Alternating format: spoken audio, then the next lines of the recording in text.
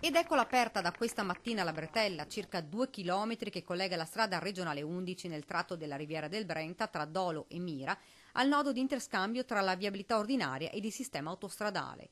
Insomma, quest'opera chiamata variante Roncoduro ha un'importante finalità, quella di eliminare il traffico pesante dal centro cittadino di Dolo. Credo che la Riviera del Brenta sia migliorata anche come sicurezza notevolmente negli ultimi 2 anni, quando abbiamo terminato i lavori previsti. Questa è un'opera che ha un significato diverso perché è un'opera complementare del passante di Mestre e consentirà, appena aperta, cioè oggi pomeriggio, che il traffico pesante non attraversi più il centro di Dolo.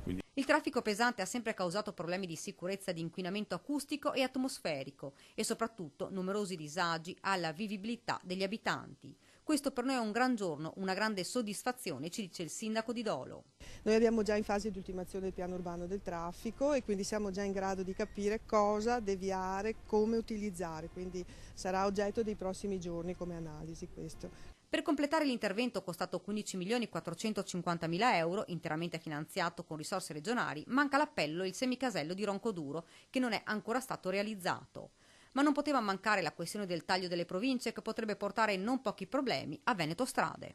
E ovviamente se non ci sono trasferimenti finanziari, Veneto Strade non è in grado di garantire le manutenzioni, non è in grado di garantire gli standard che ha garantito in questi ultimi 10 anni.